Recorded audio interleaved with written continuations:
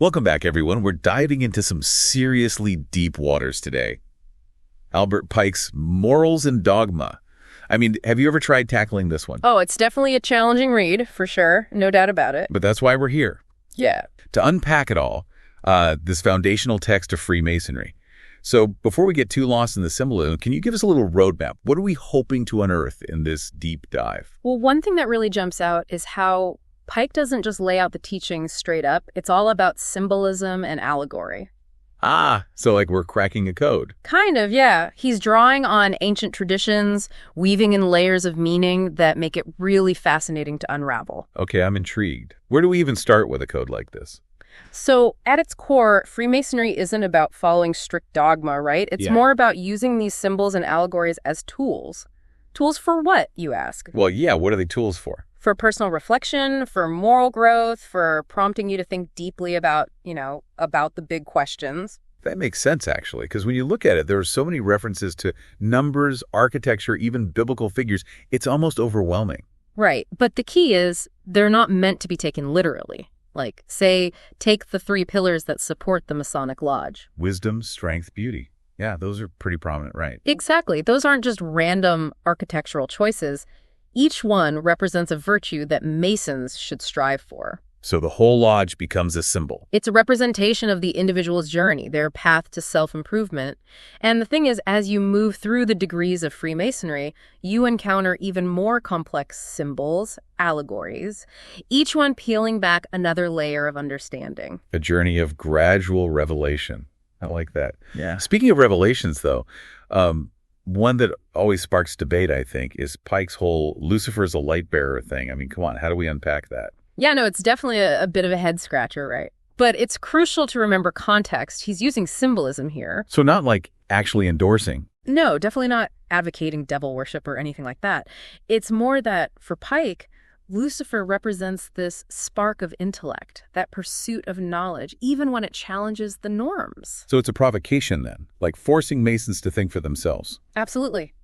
Freemasonry is all about encouraging individuals to use reason and logic to find their own truth, not just blindly follow what they're told. That's interesting, especially because there's also this strong emphasis on virtue, on moral responsibility, right? Mm-hmm. How do those two things even work together?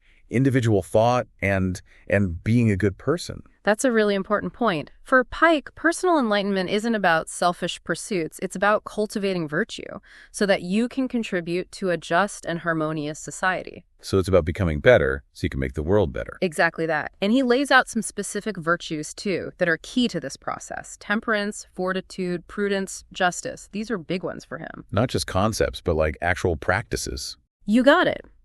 He stresses that these virtues need to be woven into our daily lives, the way we act, the way we treat each other. This is making me think about all those Masonic rituals. People always describe them as like elaborate and symbolic. Do they play a role in this, in putting virtue into practice? Oh, absolutely. Every single ritual, from initiation to the different degrees, it's all designed to help you understand those virtues more deeply and then see how they play out in real-life situations. So it's not just like ceremony for the sake of ceremony. No, it's practical, experiential, using symbolism to create an impact, to guide individuals toward transformation. That's pretty powerful when you think about it that way. Right, it is. The rituals themselves become journeys.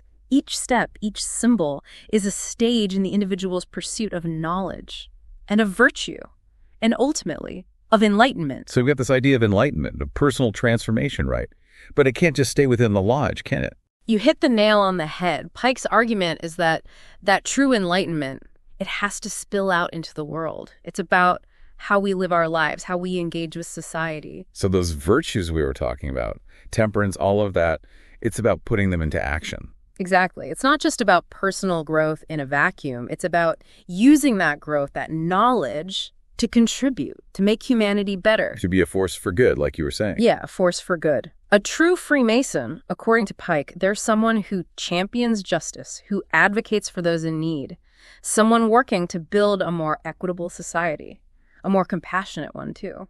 It makes me think about that idea of the lodge as a symbol, Yeah. Like maybe the whole world becomes the lodge for a Freemason. where they apply those principles. That's a really powerful way to look at it. And I think Pike would agree. He definitely suggests that what's learned within the lodge, it's meant to be taken out into the world, used to make a real difference. He even says, the world is but a great lodge, and we are all the workmen. I mean, that's a pretty direct call to action, right? It is. He's pushing Masons to be active, to shape a better future. And not just through actions, but through knowledge, too. Education was important to him. Oh, absolutely. He saw education as a key to social progress, to individual empowerment, all of that.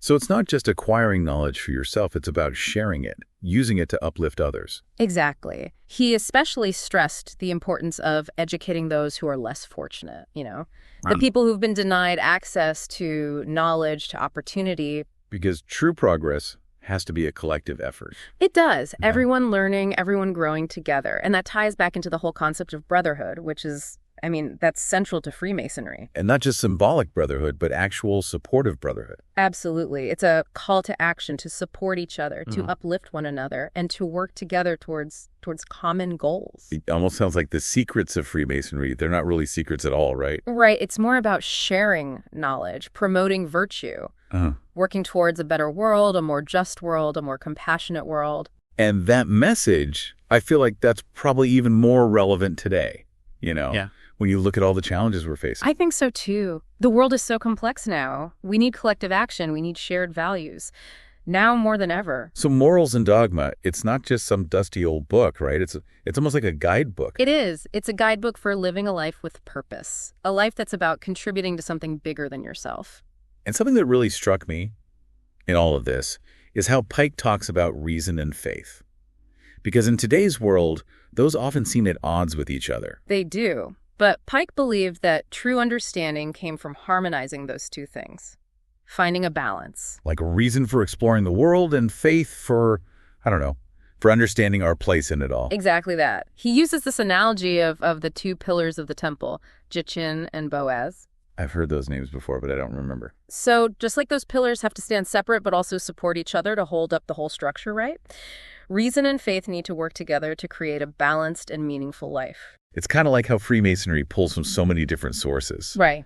Always seeking knowledge from different perspectives. Right. It's about open-mindedness. Exposing yourself to new ideas, challenging your own assumptions. That's how you grow. That's how you become more compassionate. But he also cautions against blindly following authority, doesn't he? Oh, definitely. He's all about critical thinking. Question everything he says. Think for yourself. This is where that Lucifer thing comes back, right? That light bearer idea. Daring to question the status quo. Exactly. You have to be willing to challenge what you think you know, to seek knowledge even when it's uncomfortable, when it pushes you. And that's what keeps Freemasonry from becoming, too rigid, too dogmatic. Exactly. Pike saw it as an evolving tradition, constantly adapting, constantly growing, but staying true to those core principles. Virtue, knowledge, enlightenment. Okay, but all this talk about virtue and good in the world, it makes me wonder, how does Pike address power? Because Freemasonry has had, it's had its share of powerful people throughout history. Oh, you're right, it has. And that's a really important question. Pike definitely recognizes that power. Whether it's in the hands of an individual or an institution, it can be incredibly dangerous. So what's the solution? How do you prevent that corruption? Pike's big thing is that true leadership, it's not about dominance, it's about service. People in positions of power, they have this moral obligation, he says, to use their influence to help others, to fight for justice, to protect those who are vulnerable. So power isn't the goal, it's a tool to achieve something better. That's it. He stresses humility, selflessness. These are the things that prevent power from corrupting you. Being grounded, remembering what's truly important. Exactly. Because for Pike, the measure of a true leader, it's not about wealth or status. It's about character. It's about using your influence to make a positive difference in the world. And that ties back into the whole emphasis on self-improvement, doesn't it? It does. Always striving to be better, to be more virtuous, more wise. That's how you become capable of wielding power responsibly. That's how you use it effectively. So true power comes from within. Not from, not from your title or your position. Exactly. It's about inner strength. And that's something everyone can cultivate. It's not limited to Freemasons or anyone in particular. It's a reminder that we all have the potential to make a difference, no matter who we are or what our circumstances are. That's the heart of it, I think. And it brings us back to morals and dogma. It's a call to action, to go on a journey, to grow, to learn, to become better, not just for yourself, but for humanity. You know, it's amazing to me how, even in a book like this, Morals and Dogma, so dense, so complex, we can still find this guidance, this wisdom that feels so relevant to the world today. It really speaks to how enduring these teachings are. They transcend time, they transcend circumstance. There's something in there for every generation, you know? Totally. And one thing that keeps coming back to me is this idea of the Grand Arcanum. It pops up a lot in esoteric circles, right? But what's Pike's take on it? How does it fit into all this? The Grand Arcanum. Yeah, it's definitely one of those concepts that gets shrouded in mystery and speculation for sure. But Pike's interpretation is, well, it's surprisingly straightforward. Oh, how so? Well, for him, it's not about finding some hidden formula or like a magic spell or something. It's about reaching a state of true enlightenment through knowledge, through virtue, through spiritual understanding. It's the journey, not the destination. So it's less about a secret, more about transformation. Exactly. It's about understanding how everything is connected, you know, recognizing the divine order of the universe, and then aligning yourself with that order through your thoughts, through your actions, even your intentions. It makes me think about those Masonic rituals we were talking about. All those steps, all that symbolism, it's all pointing towards enlightenment, right? Could we say that the Grand Arcanum is like the ultimate goal of that whole journey? I think that's a really insightful connection. The rituals, they're like a roadmap, guiding you step by step towards a deeper understanding of yourself and of the universe. And the Grand Arcanum, that represents the culmination of that journey. It's the realization of your full potential.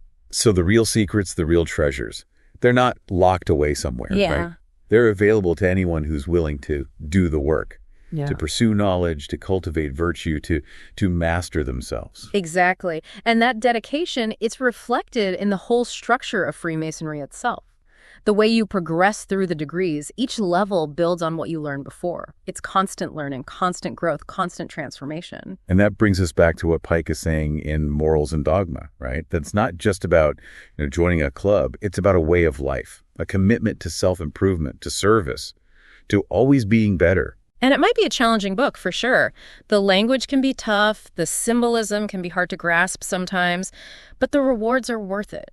It gives you this framework, this way of understanding not just Freemasonry, but the whole meaning of human existence. I feel like we've just barely scratched the surface here, but hopefully we've piqued your interest a little bit, given you a taste of what's in there. Maybe even inspired you to pick up Morals and Dogma yourself, Explore it, see what treasures you can find, how its teachings can make your life richer. So keep questioning, keep exploring, keep seeking those deeper truths.